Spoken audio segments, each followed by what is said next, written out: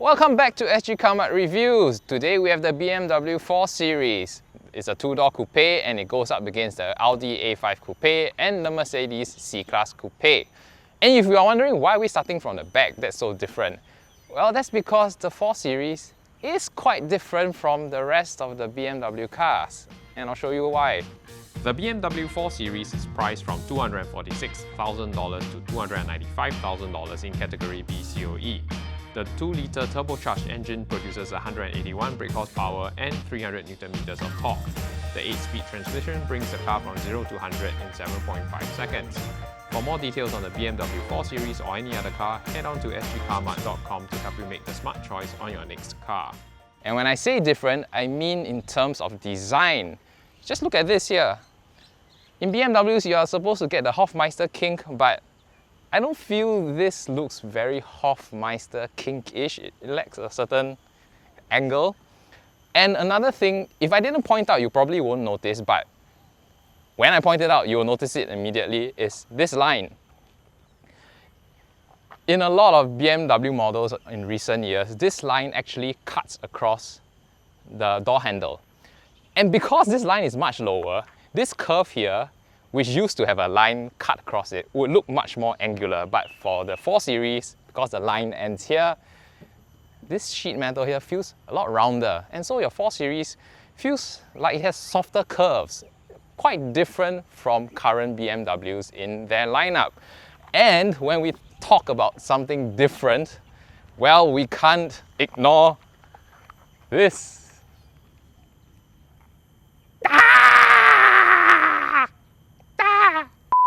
So why do you buy a two-door coupe? You don't buy it because it's practical. You don't buy it because you can fit 3 people at the back. You buy it because it looks fast, it looks menacing, and you buy it because you have the money to flex. Yeah, because for the amount of money you pay for this car, you can get practical cars out there, but you're not into practicality if you're a coupe buyer. You're buying it to flex. And what better way to flex when you have this grille? You're telling people, I can spend $250,000 on a car with a controversial grille and it doesn't affect me at all. How you affect other people is when this grille comes up to you from your rearview mirror, it makes this car look very, very menacing. Yes, it's not universally ugly, mind you. Some people will genuinely like this. It is a statement piece. You can't ignore this car on the road because of this grille. I think objective achieved, BMW. It is not all impractical behind here for the 4 Series because there's 440 litres worth of boot space, and as you can see, it passes the entry trolley length test and the luggage test. And if you feel that there's not enough space, you can knock down the rear seats, and helpfully there are levers here. But my only problem is the moment I pull it, you still have to reach in to punch the seat down. So, but it's still good. Onto the rear seats. Let's go! I'm in the back seat of the 4 Series. I'm 1.8 meters tall. This is my driving position. As you can see, I have relatively loads of knee room. Foot adjustment space, well, not much. And I'm seated quite low. There's a bit of lack of a thigh support here, and as you can see, my head is hitting the roof line, so I kind of have to sit slouched. And because I'm seated low into the car, it feels a little claustrophobic, especially with the small windows here. But thankfully, there are aircon vents and there's climate control, so I'm feeling comfortable temperature-wise. And the back seat is strictly a 2-seater, so for the middle seat, there is no seat, and what you get is cup holders. And I purposely installed my kid's seat here because I wanted to see whether I could have it all. Have a cool looking car that drove really well and still be able to ferry a small family. I must say, the BMW 4 Series, the car opens wide, the door opens wide, but the door is very long. So when you park, you need to park quite far away from other people. If not, your door will hit them. But the door opens wide. The passenger seat here moves forward quite far. There's enough space for me to comfortably install the car seat. But on a day-to-day basis, when you are putting your kid into the seat, it's going to be a challenge, especially if your kid cannot climb on the seat himself. You will have to come into the cabin to put them in because it's quite impossible to do it from the outside. So you have to take this into consideration if you're a family man and you want this car over a 3 Series. Yes, this is the most comprehensive backseat review I've ever given, but I'm glad to have given it. Onto the front seat. The moment you get into the driver's seat of the 4 Series, you feel that this is a driver-centric car that wants you to go fast. Just look at the chairs. There's Alcantara leather. Alcantara means sporty car. And of course, there are very thick, chunky side bolsters here to cocoon you as you take corners at speed. And I love this steering wheel because it feels very nice and chunky. Although it's not Alcantara wrapped and the leather is a bit too smooth for a car that you are expecting to take many turns because your hand will just slip here and there. It just feels very comfortable to the touch. It's very nice to grip. And the buttons here, one to control your radio and infotainment system and the other to control your speed. Your cruise control is very easily understandable. And up front here, you have a 12.3-inch fully digital instrument cluster. Everything is legible and easy to understand. So yeah, that's that.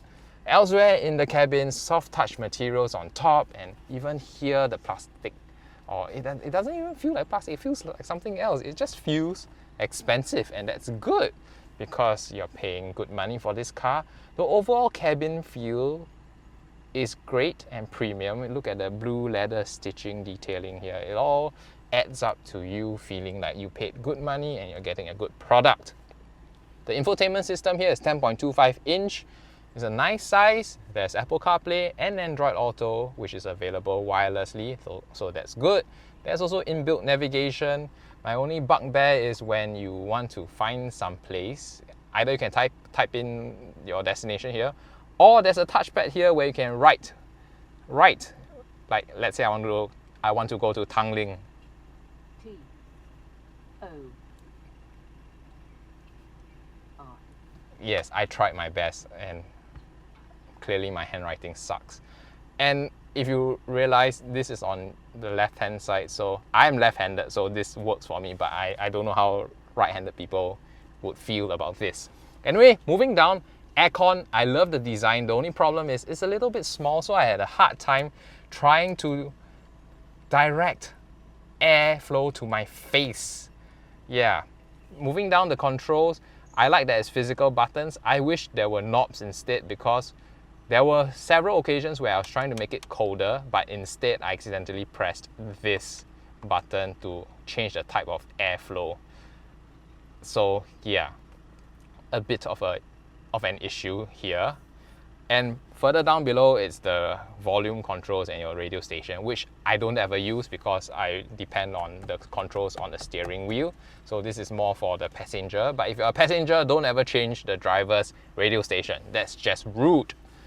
Further down, I love this detailing here. This panel makes the car feel very expensive. And opening it up unveils the wireless charging pad and 2 cup holders, a USB port and a 12-volt socket. Very nice. The gear shifter looks great, very easy to use. The knob here to control the infotainment system is also very intuitive to use, so that's great. And then there's a little bit of storage here.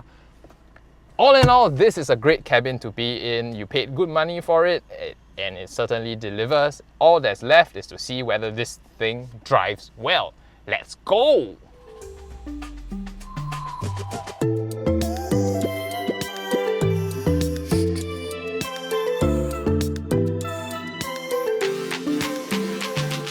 So what is it like to drive the 4 Series?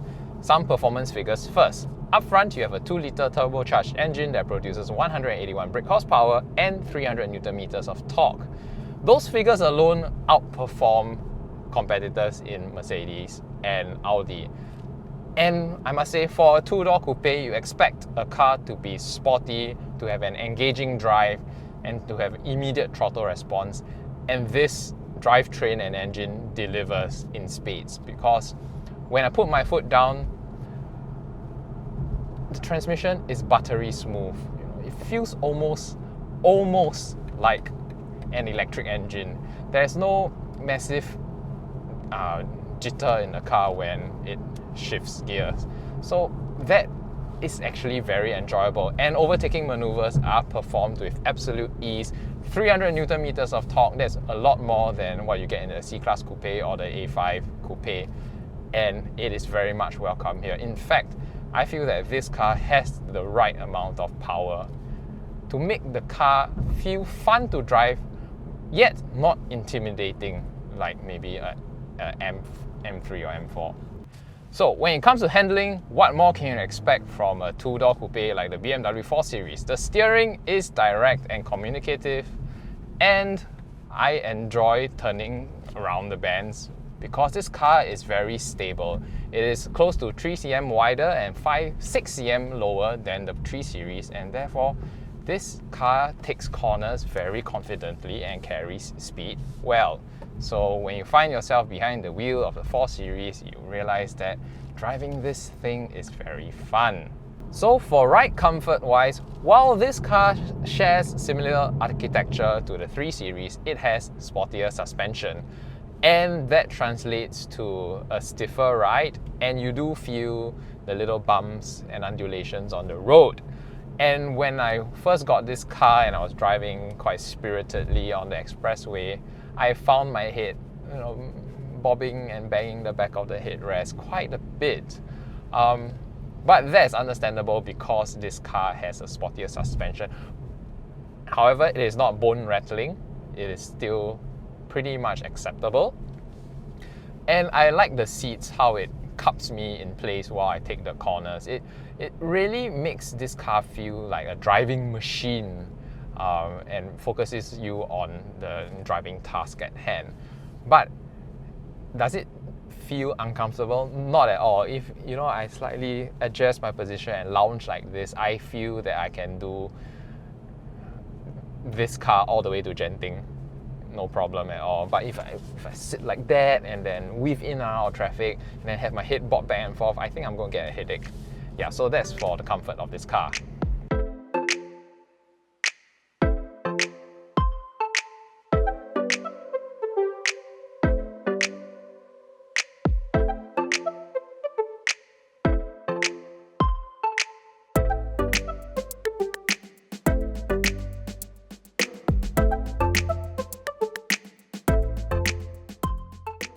So as usual, we have will buy, won't buy, or go try the 4 Series. For me, it was almost a will buy, but I guess for everyone, it is a go try. Let me first explain why I really like this car. The handling is fantastic, it's on point. The powertrain, how buttery smooth the transmission is just out of this world. That's why BMW is known as the ultimate driving machine, because you really feel like a driver's driver in this car. It's one of the few cars that makes me enjoy driving. So that's why I really like this car. And that's why you actually buy a two-door coupe, for how well it drives. However, the other reason why you buy a two-door coupe is how it looks. And we can't escape from the fact that the front looks extremely controversial. It is not universally pleasing. And therefore, your mileage may vary depending on your taste. I mean, take for example the competitors. I feel the C-Class Coupe looks absolutely exquisite outside. Inside is also exquisite. But the engine, the note of the engine is just a little lacking. For the A5 Coupe, I feel that it looks the most conservative. And if I were in the market for a two-door coupe, it means that I'm a bit successful, I have money, and I don't care about practicality, and I just want to spend money on a good driving car and a car that looks outstanding. I won't go for something that's conservative, so I'll go for something more striking. And this car is striking, but not necessarily in the right way all the time. So that's why it's a go try, is whether you like the grille or not.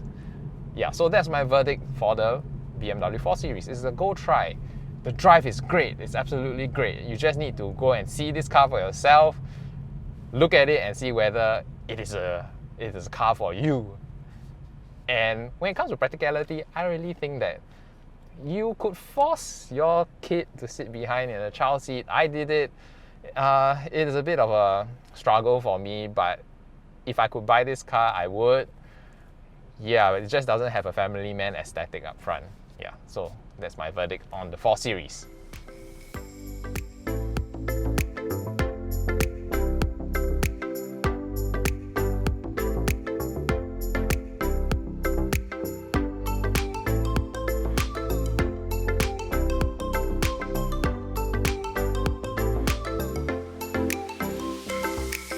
So that's it for our review of the BMW 4 Series. Is it a will buy, won't buy, or go try for you? Let me know in the comment section below. And don't forget to like and subscribe to our channel and hit the bell notification icon, I think down here, so you'll be notified every time we upload something new. And we are on TikTok. Please follow us on TikTok. We're trying to reach out to the Gen Zs to get them interested in cars. Yes! So anyway, thank you for watching our review. We will see you next time. Bye-bye!